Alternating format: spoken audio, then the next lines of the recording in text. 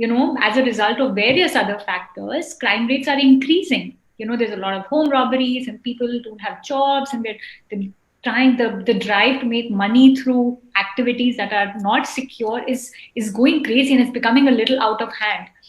Yet home security does not feature amongst the priority of customers, or it did not until now. So why do you think that is? Well, Tanya, this is a question that a lot of people ask me. I have a one-word answer to that, and that answer is karma. Which is very, very Indian. So even before COVID, there are a lot of people who said that if it has to happen, it's going to happen. I've never sinned in my life, so God's not going to punish me. So bad things are not going to happen to me. Bad things are going to happen to people, who've done bad things. Post COVID, it has changed slightly, but people are actually coming back to what they were before. So we are seeing the decline in the fear that was there earlier with respect to security and the want for security devices. Even right now, if you were to look outside, the people wearing masks or the people who are worried about COVID are significantly reduced. Yes. And to a large extent, it's because that jo hona wo hoke rahega. If it has to happen, it's going to happen. No one is going to stop it. So that is one of the biggest mentalities that we in India have. Though I must say that post-COVID, the difference between security and health security has diffused quite a bit. People are now looking at security not just as a device which is going to stop crime, but also as a device which is going to help them in being connected with others, help them in answering their doorbell even without going to the door, help them to be in touch with their parents or their children even if they are not staying at home, even if they are working from home, ensuring that the person at the door, or for that matter, the children in the other room do not disturb them. So these are things that have changed. We've launched a product which is called as a UV case, which is essentially used to disinfect all the objects that come into your house. So we saw an increase in demand on the same, but I must say that, that enthusiasm which was there earlier has started declining. And to a large extent, I believe that it is again got to do with the mindset of a lot of people that it's not my responsibility. A lot of people go back and say that security is not my responsibility. It's the responsibility of the guard there. It's the responsibility of the society in charge. It's the responsibility of the police. It's the responsibility of the government. I'm there and I need to be protected by all of them. And when it comes to getting into a new building, it's the responsibility of the builder for that matter. So this needs to change, and it needs to fundamentally change. We are seeing a certain level of change happening. The change isn't very rapid. Like, for instance, we are seeing a proliferation of people asking for cameras, Wi-Fi cameras, which are connected. We are looking at people asking for video door phones, wherein remotely they can answer the doorbell even without going to the door. We are looking at people, who are now buying UV cases to sanitize their daily objects that come into their house. So we are seeing that change, but it's not happening that rapidly.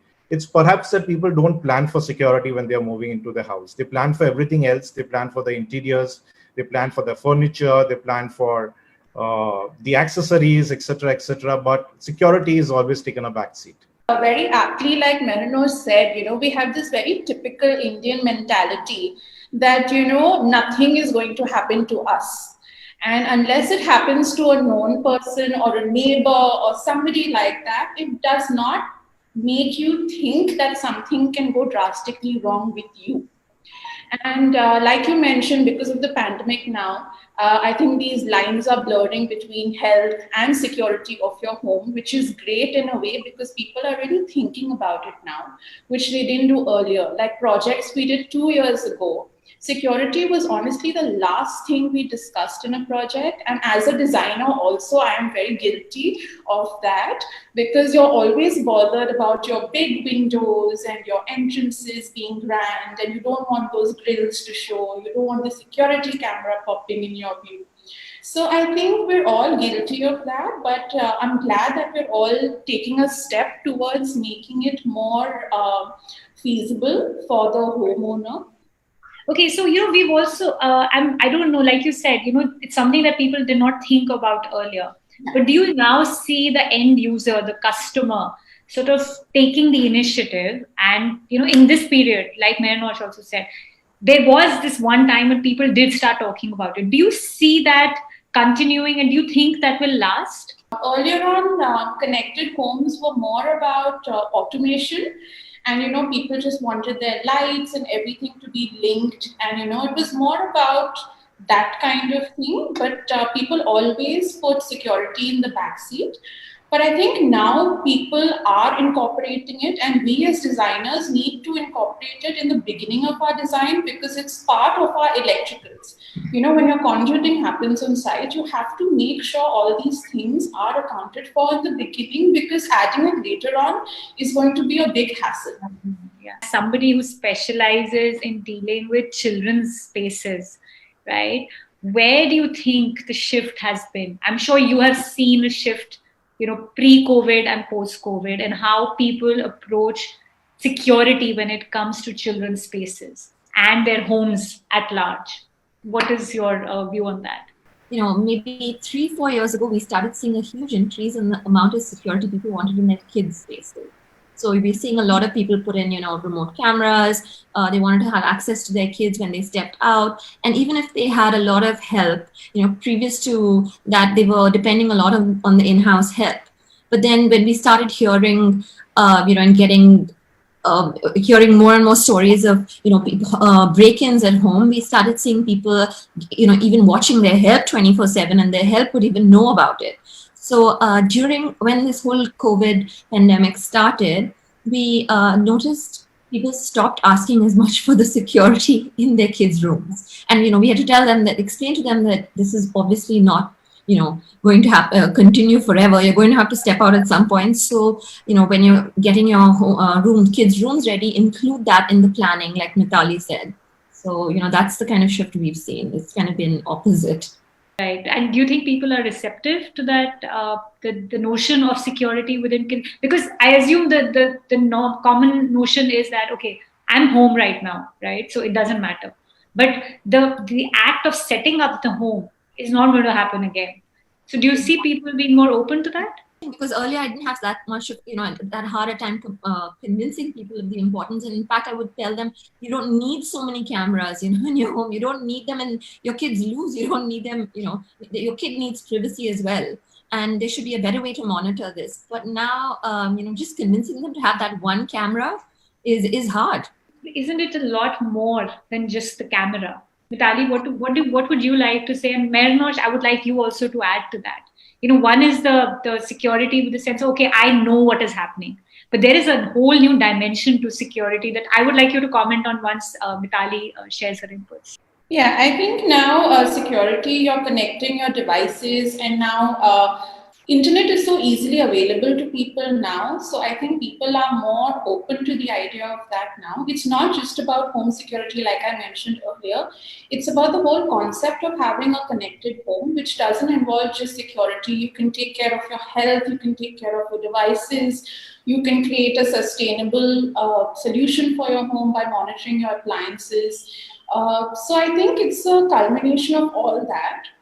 And another thing that is a little worrisome when it comes to all this is also you have everything on the internet now, and you have everything connected to your phone. So what about cybersecurity? So you always have these kind of thoughts running at the back of your head. So you can only try and be a little smart about it. You can have it in your common areas and, your wet kitchens and things like that, or exit entry points. But somehow when it comes to the bedroom, I think taking safer options, like having your blinking lights, or, your curtains open up if there's an intruder or something like that. There should be a little bit of a line that should be drawn in terms of security. You shouldn't go all out.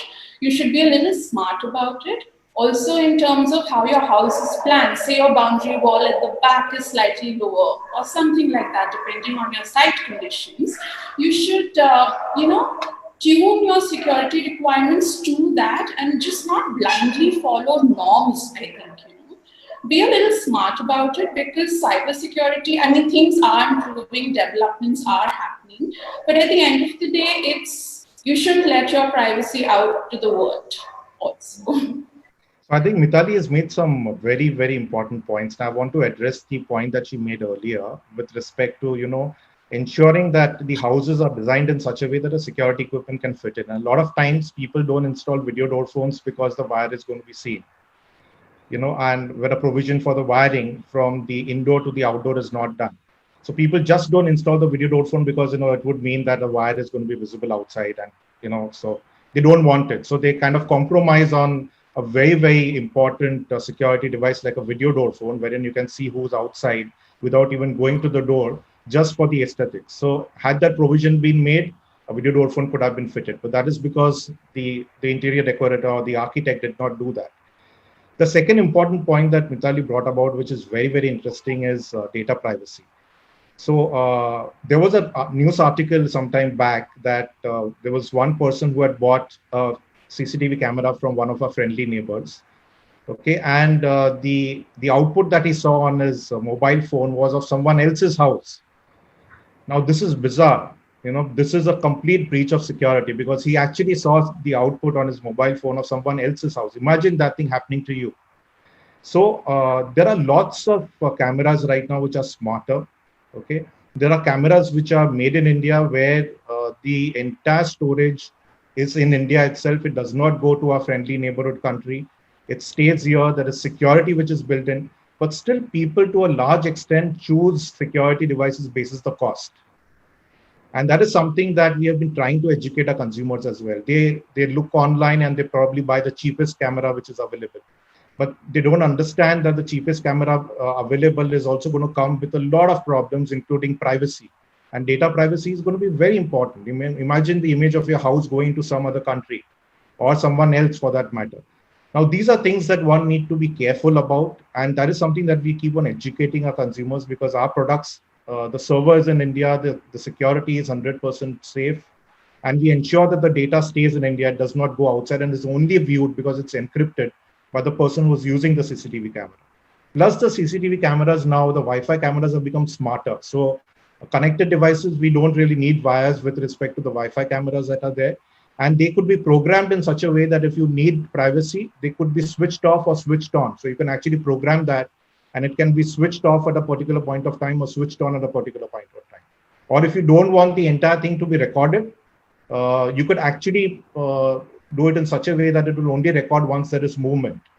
There is a lot of artificial intelligence which is being built in. So, if a baby cries, for that matter, the CCTV camera will call out to you that your baby is crying. Or if there is a fall of someone elderly in your family, it will immediately send you a trigger saying that, someone has fallen. If you want the camera to be switched off, all you need to do is wave to it and it will get switched off. So these sort of artificial intelligence are something that we are building into cameras, and they're coming in. Of course, they come at a price. They are not as cheap as some of our friendly neighborhood countries sell their cameras. So there is a lot of artificial intelligence which is being built in. I think the problem is about education and ensuring that the customer just does not go on the lowest price possible, but chooses a CCTV camera smartly. As far as privacy is concerned, it can be taken care of, provided he finds the right solution. So we've all established that security is an essential part, actually, of the design brief to begin with. Once designers start to educate clients and they at least say that, okay, this is something that one needs to consider, then obviously we are at least on the right track. What do you think are the 2 or 3 things that one should consider when they're looking at the security of? Okay, so there's one more aspect which I want to cover, Tanya, before I actually go and answer this particular question. There is another strange belief that people have, is that if they were to install these security devices, it would bring attention to the people who it should not bring attention to. That's a big myth. I agree. Now that's a big myth. It's a very, very big myth. And I've got neighbors here, and I told them that, you need a video door phone or a CCTV camera. They said, why do I need it? I don't really need it. The immediate reaction was an extremely defensive one, that I don't have anything in the house to protect. So why do I need it? So that is something that needs to go. People need to understand that, these are smart devices. Like a mobile phone is something which you can't do without. Very soon, security devices are things which you will not be able to do without, because, they're connected devices. But it's taking a lot of time for consumers to actually accept that. I think it is really important. Yeah. Completely agree. I mean, actually, I am probably one of those converted. I was one of those customers earlier who did not have, until one day when something happened at our house is when we realized that, okay, no, we need to do this. And with Absolutely. elderly at home, with young people, and with young kids at home. It is more and more, relevant that you need to start thinking about this.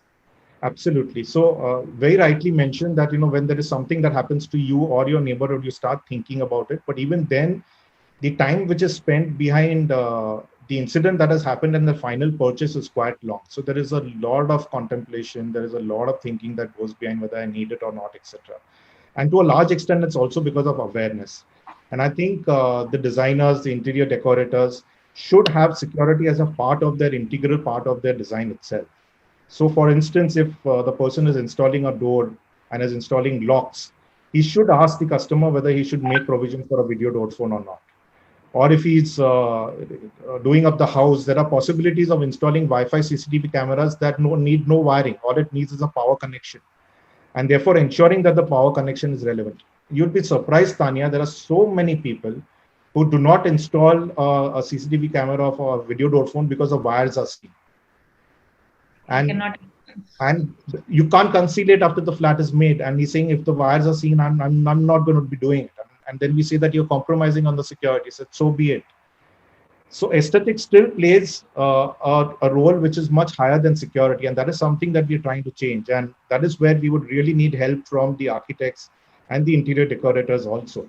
Builders, for that matter, there are a lot of builders who are still compromising on security. There are people who are buying tons of products from the friendly neighborhood, and then they are installing it and they never work. A lot of CCTV cameras, for that matter, which are there on the roads, they don't work. And we have seen those instances. So they need management. They need to be of a proper quality. They need to be coming with a particular certification. They need to have a proper service. There needs to be an annual maintenance contract. Like you always do it with your water purifier.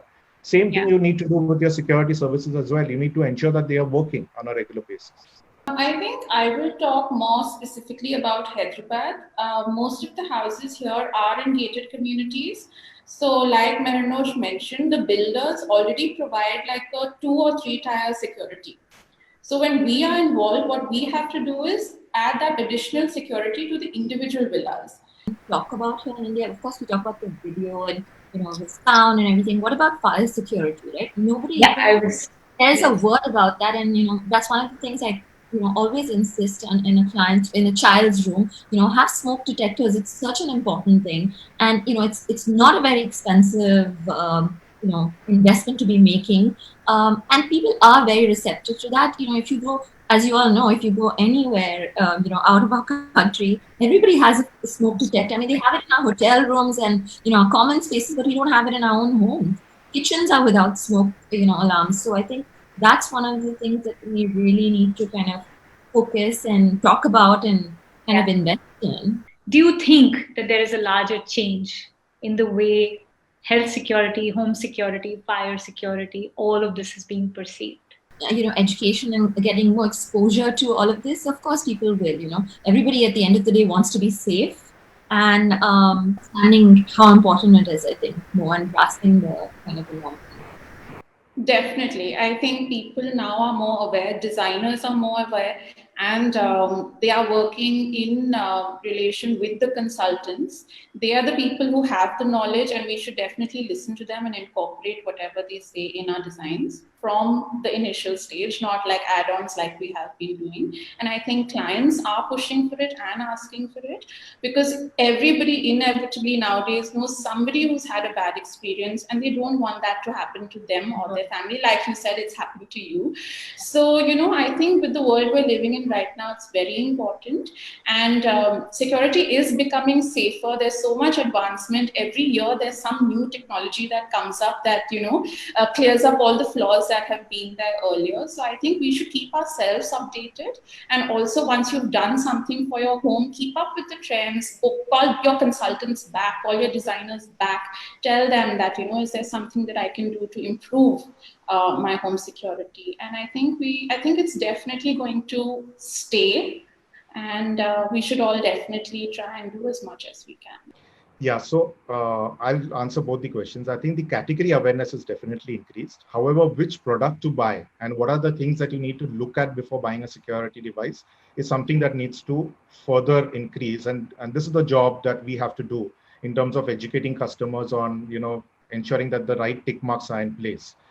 The other point about talking about the bad things that have happened, I think there is also opportunity to talk about the good things. So there are so many customers who came up to me and said that my mother was ailing or my father was ailing, and thanks to the CCTV camera, I could actually be in touch with him. I could speak to him. I could hear what is happening. I could ensure that I'm being in touch with him or her even without being physically present. I've heard stories where, there are people in US and they've asked CCTV cameras to be installed in their houses, where their parents stay, and they have been in touch with them, virtually. So these are heartening facts, and these are things that, add a positive touch to security. The first one is, what are the different types? This is from Aziz Amin. What are the different types of security measures that come into play for kids, from toddlers to teenagers?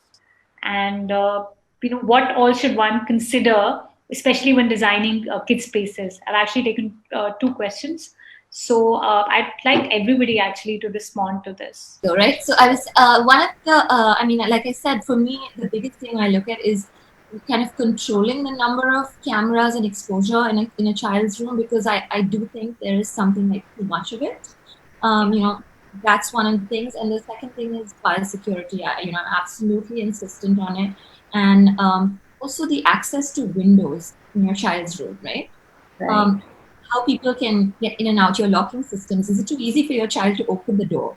Is it too difficult for them to, after a certain age, like a teenager needs to get out of the room? How do you, have you taught them after a certain age how they can, get themselves out of a room if they need to? Those are the kind of conversations we try to have with parents when it comes to security. It's not just about the appliances that we put in place, but the accessories that we have in the room. Do they know how to use them in the right way to be safe? Besides that, I would say, because we're an organic firm, we talk a lot about the security of the air that you breathe. So we try to have, a lead-free paint and fume-free product in there. That is really, an important kind of aspect in a child's room that people don't really pay much attention to still. Yeah, I think like Payal said, that we do have plans and we do have all these devices set in, but what if they fail? Like, what if you get locked up in your own room or your own bathroom or whatever it is? Everybody needs to know a backup plan, and especially when it comes to kids. Of course, seeing cameras around is intimidating, so yes, try and avoid that. Think of other measures that can be involved, and also teach them and educate them about the backup plan. If you do get stuck, if the situation does happen, what is your exit plan? So there are 2 points that I would want to make. Ensure that you have a camera, but it is not in your face. Ensure that it is the kid can't have access to it, and use it when you have to. And ensure that it also comes with artificial intelligence. Like, for instance, if the kid is crying, there is a time when you need an alert, and you get an alert and you find out what is happening. So those are the things that one need to take care of. And please ensure that your data is secure enough. So that is something which is very, very important, because data going outside with your kid inside, and specifically the bedroom, is something that you definitely don't want to happen. So ensure data security is there. And the second thing, of course, is more relevant during COVID right now, that there are a lot of surfaces that come into the house, and exposure to surfaces, because kids tend to touch a lot of surfaces that come inside, could lead to COVID. So there are products which are available which kind of sanitize those objects also which are coming into the house. Try and start using them, because that would make sure that the surfaces are actually disinfected from viruses and bacteria.